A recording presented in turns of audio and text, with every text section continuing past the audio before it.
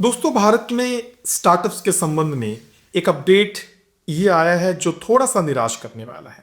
और वो अपडेट ये है कि स्टार्टअप्स इस साल भी अभी तक तकरीबन 11,000 बंद हो गए हैं। पिछले साल भी ये नंबर बहुत बड़ा था। लेकिन निराश करने वाली बात ये भी है कि पिछले साल से कम स्टार्टअप इस साल शुरू भी हुए। पिछले साल जब स्टार्टअप शुरू होने की संख्या करीब 8,000 से ज़्यादा थी, वो आंकड़ा इस बार करीब 5,000 के आसपास है।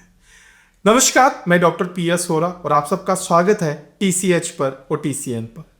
तो क्या ये जो भारत के स्टार्टअप्स के फेल होने के आंकड़े हैं और नए लगातार एक कम संख्या में इनके शुरू होने के आंकड़े आ रहे हैं, क्या ये आंकड़े भारत के युवाओं को निराश करेंगे? और क्या ये हकीकत है कि भारत में अब स्टार्टअप का बबल जो है वो एक तरीके से फूटने के कगार पर आ गया है? आंकड़े तो इसी तरीके की बातें कर रहे हैं और थोड़ा सा चिंता का मुद्दा भी है, क्योंकि पिछले एक दशक से भारत ने इस पक्ष पर वैश्विक स्तर पर अपनी एक बड़ी अलग पहचान बनाई, क्योंकि एक बहुत बड़ी नंबर में, बहुत बड़ी तादाद में भारत के युवाओं स्टार्टअप्स के साथ जुड़े और उन्होंने भारत के समाज में आर्थिक विकास के लिए एक नई पहल की। और उसके अलावा कई हमारे स्टार्टअप्स बड़ी तेजी से यूनिकॉर्न भी बनते गए। आप जानते हैं कि यूनिकॉर्न वो होता है जहां 1 बिलियन यूएसडी के बराबर जब आपका वैल्यूएशन चला जाता है। लेकिन यूनिकॉर्न के मामले में भी अब इन दिनों जो रिपोर्ट है वो सही नहीं है। यूनिकॉर्न के आंकड़े भी सही नहीं आ रहे हैं। अभी एट प्रेजेंट भारत में करीब 125 स्टार्टअप जो वो यूनिकॉर्न है, यानी उनका जो वैल्यूएशन है वो 1 बिलियन से ज्यादा है। तकरीबन सभी की वेल्थ करीब 366 बिलियन के आसपास आ रही है। लेकिन चिंता वाली बात यह है कि पिछले साल 7 स्टार्टअप जो हैं वो यूनिकॉर्न बने थे, लेकिन इस बार अभी तक, और 2 दिन ही बचे हैं दिसंबर की समाप्ति पर, करीब 6 यूनिकॉर्न ही बने हैं। यानी यूनिकॉर्न में भी हमारी कमी आ रही है। और जैसा मैंने बताया, अभी तक 11,000 स्टार्टअप बंद भी हो गए हैं। ये आंकड़ा बड़ी तेजी से बढ़ रहा है। 2 साल पहले तो आपको याद होगा करीब 23,000 स्टार्टअप बंद हुए थे। पिछले साल ये आंकड़ा 13,000 के आसपास था। लेकिन मैंने ये भी बताया कि स्टार्टअप नए इस बारी लिस्टेड भी कम हुए हैं, इस बारी बने भी स्टार्टअप्स कम हैं। ये चीज़ बड़ी घबराने वाली है। और इससे भी ज़्यादा चिंता का विषय ये है कि जो हमारे स्टार्टअप्स हैं वो बहुत ज़्यादा लॉसेस में भी चल रहे हैं। अब अगर मैं बात करूँ स्विगी की, तो करीब 3,000 करोड़ के नुकसान में स्विगी चल रहा है। मैं ओला की बात करूं, 2,200 करोड़ के नुकसान में है। बिग बास्केट 2,000 करोड़, फोन पे 1,700 करोड़, ई कार्ट करीब 1,500 करोड़, पेटीएम 600 करोड़, वेदांतु करीब 150 करोड़ के आसपास चल रहे हैं।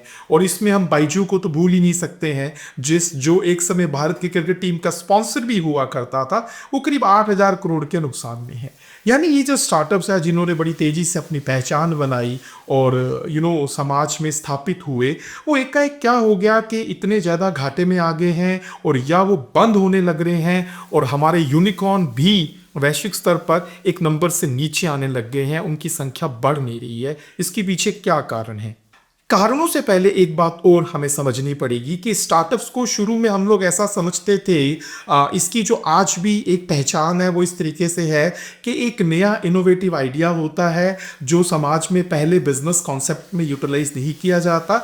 उस आइडिया को पिच किया जाता है, उसमें इनिशियली कुछ फंडिंग होती है, फिर उस आइडिया की मार्केटिंग की जाती है, फिर उससे रेवेन्यू क्रिएट होता है और उसके बाद उसमें एक सीरीज ऑफ फंडिंग शुरू हो जाती है, फिर उसका वैल्यूएशन चलता है। जहाँ तक देखा गया है, भारत में स्टार्टअप्स ने जो अपनी पहचान बनाई है वो एक कस्टमर डेटाबेस, एक बड़ा डेटाबेस के कलेक्शन पे बनाई है। और भारत में आज भी जो स्टार्टअप्स हैं वो मेनली अगर आप देखें, वो ई कॉमर्स सेगमेंट हो सकता है, वो फूड डिलीवरी हो सकता है, वो ऑनलाइन प्लेटफॉर्म है। इन्हीं 3-4 क्षेत्रों से ज़्यादा मेनली जुड़े हुए हैं, जिनकी शुरुआत एक समय फ्लिपकार्ट ने की थी, जो धीरे धीरे बढ़ते बढ़ते बढ़ते आज लेंसकार्ट तक भी आ गया है। यानी कहने का मतलब है कि अगर आपको चश्मा खरीदना है तो आप अपने आसपास के ऑप्टिकल स्टोर पर नहीं जा रहे, आप लेंसकार्ट पे जाते हो। ये एक तरीके से, इस तरीके से भारत के स्टार्टअप्स ने बड़ी तेजी से अपनी समाज में पहचान बनाई।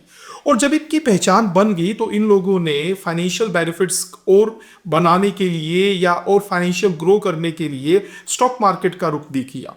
और स्टॉक मार्केट का रुख करते समय, और ये बात भी अब घबराने वाली है कि स्टॉक मार्केट की तरफ ये बढ़ तो गए, इन्होंने निवेशकों से पैसे भी ले लिए, लेकिन वहां पे इनकी परफॉर्मेंस अच्छी नहीं चल रही है। अब अगर आपको मैं ये बताऊं आपकी जानकारी के लिए कि कितने स्टार्टअप्स के आईपीओ आ चुके हैं, तो आपको आइडिया होगा कि ओला है, जोमेटो है, स्विगी है, अर्बन कंपनी है, मीशो है, ग्रो है, फिजिक्स वाला है, पेटीएम है, लेंसकार्ट है। ये सभी कंपनीज बन चुकी हैं, स्टार्टअप्स इनके आईपीओ आ गए हैं प्राइमरी मार्केट से और ये सेकेंडरी मार्केट पे लिस्टेड हैं। इनमें से कई कंपनीज ने सेकेंडरी मार्केट पे घाटे पर लिस्टिंग कराई है। इसी साल आया लेंसकार्ट का आईपीओ, आपको पता होगा वो कितना ओवर सब्सक्राइब्ड हुआ था, लेकिन उसने जब अपनी लिस्टिंग कराई तो 3% डिस्काउंट पे थी। पेटीएम की स्टोरी तो सभी को पता है, कितना ज़्यादा घाटे में पेटीएम का शेयर आज तक चल रहा है, निवेशकों के लिए वो नुकसान है।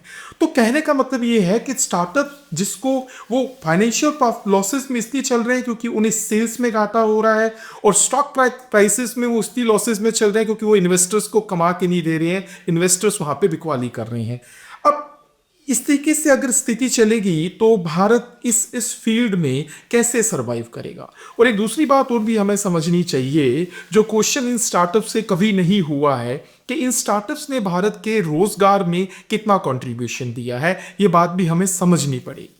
अब अगर बात की जाए कि भारत की तुलना अगर हम चीन से करें या अमेरिका से करें स्टार्टअप्स पे, क्योंकि जब ये नंबर बढ़ रहा था तो तकरीबन हमारी तरफ से भी इस तरीके की बातें होती थी कि हम स्टार्टअप्स में अमेरिका के बराबर आ गए, चीन के बराबर आ गए।